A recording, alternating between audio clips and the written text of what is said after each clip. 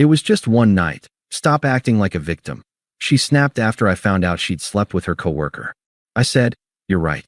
It was just one night. And this is just one breakup. And started packing. She followed me room to room, crying.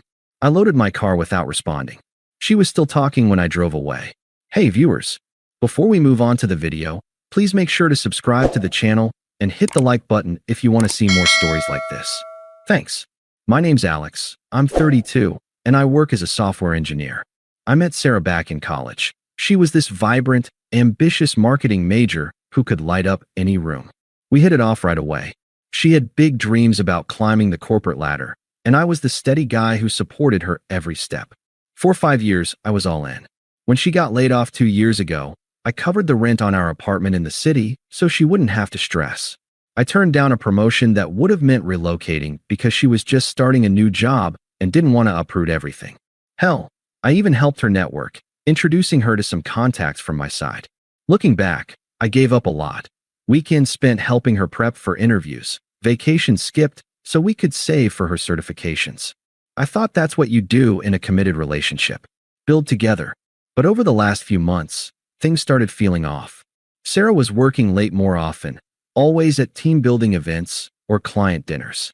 She'd come home smelling like wine and perfume that wasn't hers, but I'd brush it off. I trusted her. We had our routines, movie nights, cooking together, planning a future. Or at least, I was planning. She started pulling away emotionally, criticizing little things about me. You're always so predictable, Alex. Where's the spontaneity? She'd say with this edge in her voice. It stung, but I figured it was stress from work. I tried harder, surprise dates, little gifts. Nothing seemed to stick. Then came the night everything shattered. It was a Friday. She'd been at her company's holiday party the evening before, and I stayed home working on a project. She crashed late, mumbling about how fun it was.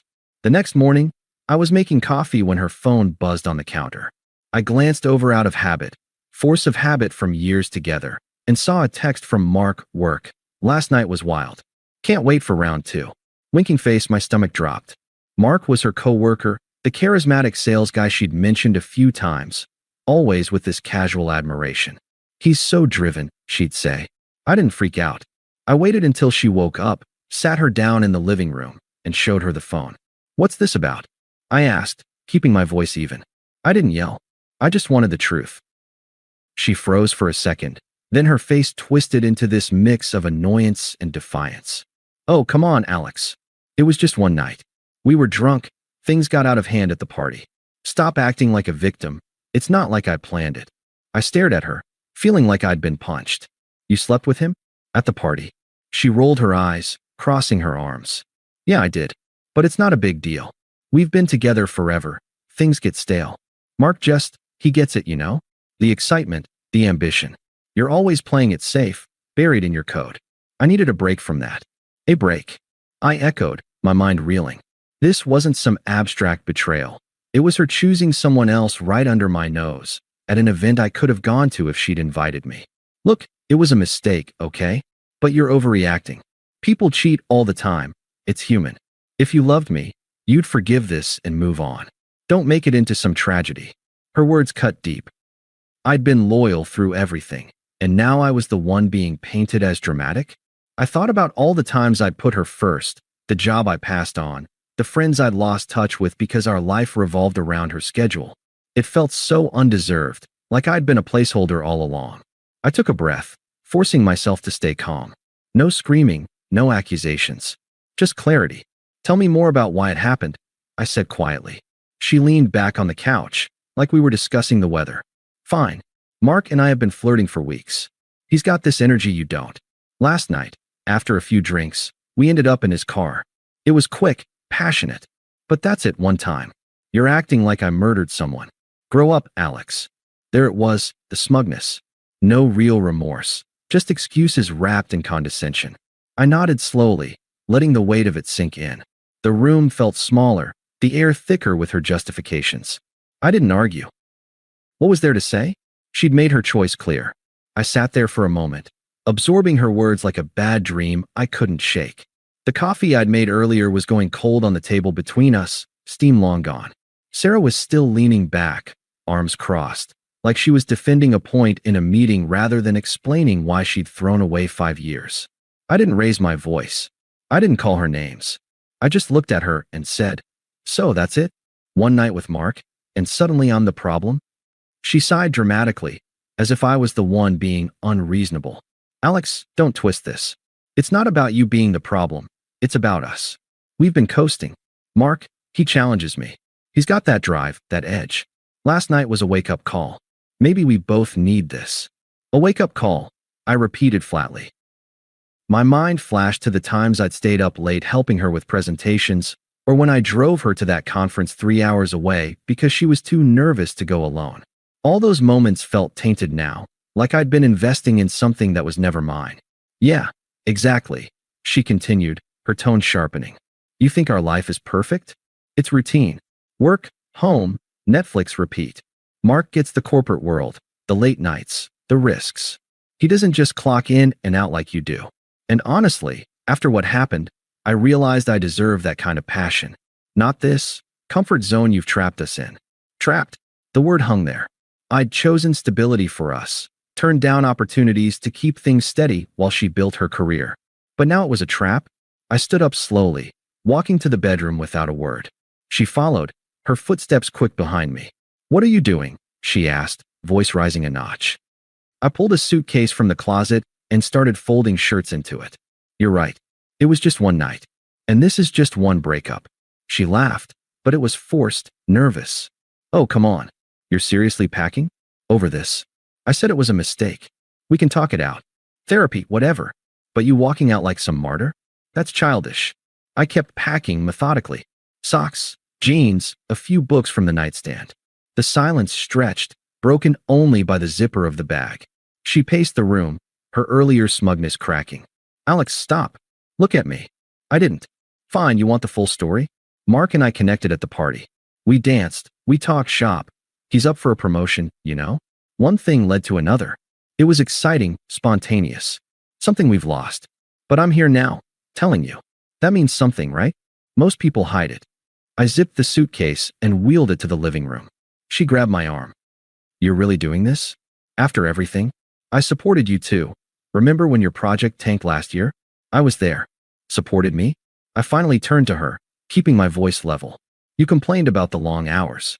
Said I was neglecting you. But yeah, you were there. In body, maybe." Her eyes narrowed. "See? This is why. You're always playing the victim. Twisting things to make me the bad guy. Mark doesn't do that. He owns his shit." "Then go be with Mark," I said simply, grabbing my keys from the counter. She stepped in front of the door, tears starting to well up. "Wait, no? I don't want that. I want us, but better. Forgive me, Alex. It was stupid, alcohol-fueled. We can fix this." I paused, looking at her. The hypocrisy hit me hard. She'd minimized it as just one night, but now she was begging? Her logic twisted like a pretzel. Blame me for the boredom, justify the cheat, then act like I owed her forgiveness. "Sarah, you chose excitement over us. Own that." "But I love you," she blurted, voice breaking. "Mark was nothing. A fling. You're my rock. A rock you stepped on to get to him," I replied calmly. I moved past her, loading the suitcase into my car outside. She followed, barefoot on the driveway, neighbors probably peeking through curtains. "Alex, please, don't leave like this. We can work it out. I'll cut Mark off completely. Block him. Anything." I got in the driver's seat, engine humming to life. She banged on the window lightly. "Say something. Don't just drive away." I rolled it down an inch. "Goodbye, Sarah." And I pulled out, her figure shrinking in the rearview mirror, still talking, gesturing wildly. No big scene, no final blowout. Just me, detaching. The confusion swirled in my chest. Why her? Why now? But I kept driving, the city blurring by. That drive felt endless. I ended up at my buddy Jake's place across town. He and his wife Lisa were mutual friends, but they'd always been more in my corner. I crashed on their couch that night, staring at the ceiling, replaying her words. "Stop acting like a victim." It echoed, making me question everything. Had I been too safe? Too predictable? The pain hit in waves, not just the betrayal, but the way she dismissed it, like my loyalty was a joke. The next few days were a fog. I called in sick to work, holed up in their guest room. Jake checked on me, offering beers and bad advice. Screw her, man. You deserve better. But I didn't want to rant or plot revenge. I just sat with it. The unfairness gnawed at me. 5 years, and she reduced it to stale. Flashbacks crept in. The time I surprised her with tickets to that concert she loved, only for her to cancel last minute for work. Or when I helped her move into our apartment, carrying boxes up 3 flights while she directed. I'd given so much, and for what? To be compared to some slick coworker? I didn't contact her. No texts, no calls. Radio silence.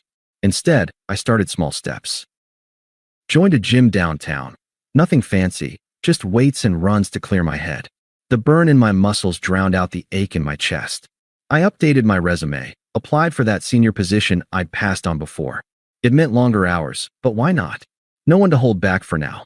Weeks turned into months. I found a small apartment in a quieter neighborhood, nothing shared. Furnished it minimally, a bed, a desk, some plants. Work picked up. I got the promotion, diving into projects that challenged me. Therapy helped too. Once a week, talking through the confusion.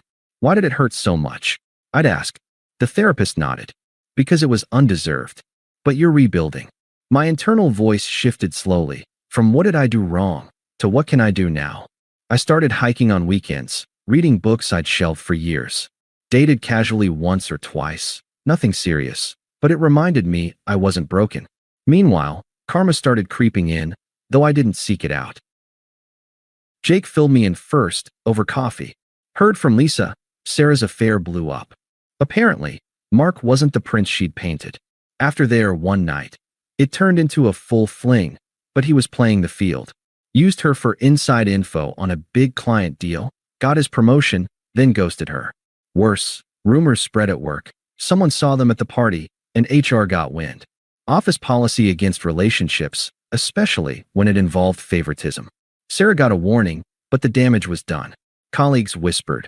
Her reputation tanked as the homewrecker, even though we weren't married. Then the isolation hit her. Mutual friends like Jake and Lisa pulled back. We saw how she treated you, Lisa said when I asked why. The smug way she justified it? Nah. Sarah posted vague stuff on social media, quotes about growth and mistakes, but likes dwindled.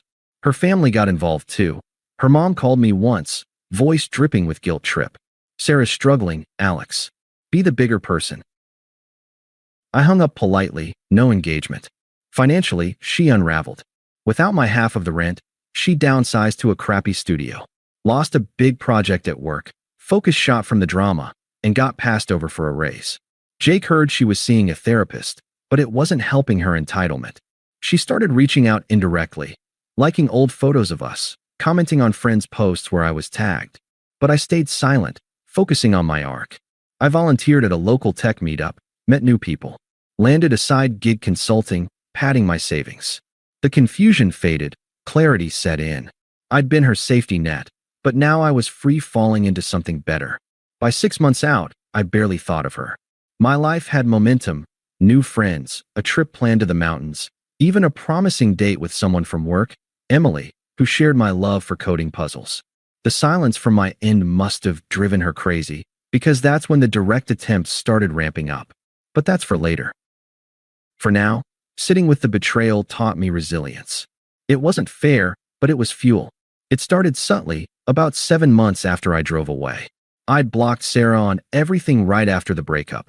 No drama, just a clean cut to protect my peace. But she found ways around it. First, it was an email to my work address, the one she remembered from when I'd helped her with her resume. The subject, "Can we talk?" I opened it out of curiosity, or maybe lingering habit. Alex, I know you're mad, but please hear me out. That night with Mark was the biggest mistake of my life. I was stressed, drunk, stupid. You were always so good to me, and I took it for granted. I miss us, the routines, the comfort. Work's been hell without your advice. Let's meet for coffee. I promise, no pressure. I read it twice, feeling a flicker of that old confusion. But no sympathy stirred. She'd called it just one night, dismissed my pain. Now she wanted comfort back? I deleted it without replying. That seemed to open the floodgates. A week later, my phone rang from an unknown number. I answered, thinking it might be a job lead. It was her mom, voice sharp and accusatory. Alex, this is Helen. Sarah's a mess because of you. She's lost weight, Can't sleep. You men think you can just walk away? She told me everything. Yes, she screwed up, but forgiveness is what adults do. Her friends are worried. Even her therapist says she needs closure. Call her back, for God's sake. The toxicity hit like a wave. Helen had always been overbearing, meddling in our relationship with advice that favored Sarah. She's just passionate, she'd say when Sarah snapped at me. Now this? I kept my tone neutral. Helen, this isn't your business. Goodbye. Block that number too. Sarah escalated. Text from a new number. It's me. Please, Alex. I saw on social media you're doing well. Congrats on the promotion. I'm proud, even if you hate me. But I need to apologize in person. Mark was nothing. He dumped me like trash after getting what he wanted. Work fired me over the rumors. I'm crashing with friends, scraping by on freelance. Remember how we supported each other? I need that now. Hypocrisy at its finest. She'd mocked my safe job, chased Mark's edge, and now she was paying the price. Isolated, broke, reputation in shreds. Friends like Jake had cut ties after hearing the full story. Even her family seemed strained from what I gathered. But her plea? It revealed the shift, from smug to desperate, clinging to the us she'd discarded. I didn't respond. A few days later, she showed up at my new apartment, must have gotten the address from a mutual contact. I opened the door to her standing there, eyes red, makeup smudged. Alex, thank God. Let me in. We need to talk. I stood in the doorway, arms crossed. There's nothing to say, Sarah. She pushed forward anyway, words tumbling out. Yes, there is. I was wrong about everything. Mark was abusive, manipulative. He spread lies at work, got me blacklisted. My life's falling apart. Friends ghosted me. Family thinks I'm a screw-up. But you were my constant. I realize now how much I need you. Please, let's try again. I'll change. Therapy, no more parties. Anything. Her voice cracked, tears flowing. Part of me noted the power reversal. She'd been the one walking over me, now begging at my door. But I felt nothing but detachment. Sarah, you made your choices. That lit a fuse. Her desperation flipped to anger. Choices? Like you didn't? Walking out without fighting for us. That's cowardly. I poured my heart out, and you ignore me? Fine, be alone forever. You'll regret this when I'm back on my feet. You're nothing without me. She stormed off, true colors blazing, entitled, volatile. Her family piled on. A cousin messaged me on social media, echoing Helen. Sarah's suffering. Man up and forgive.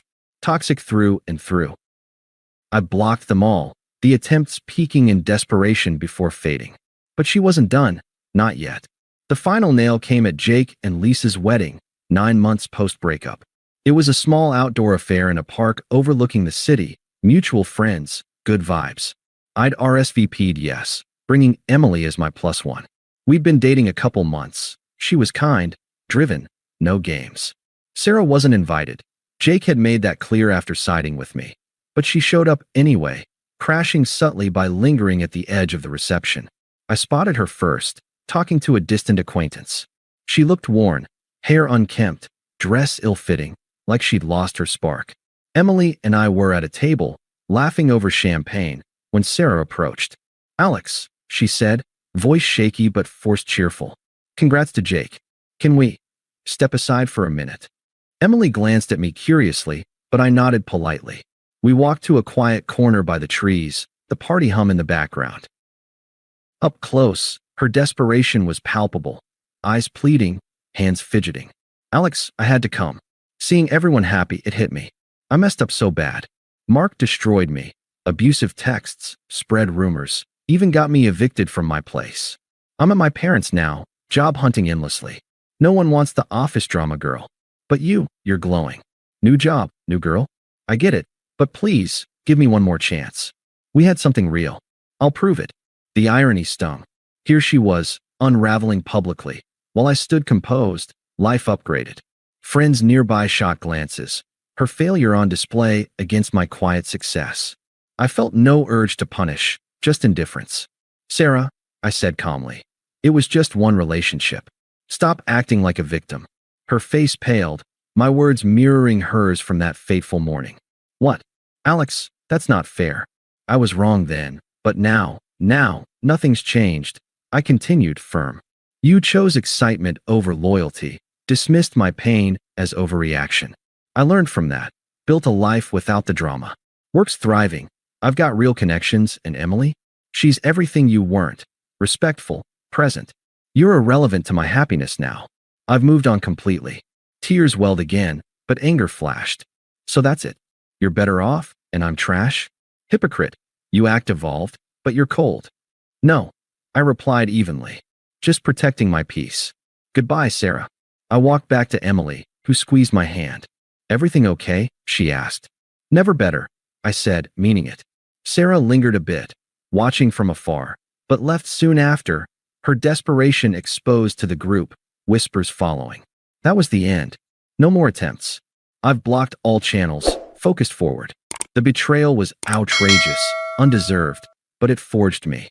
Now, she's a footnote. I'm the story. Thanks for watching.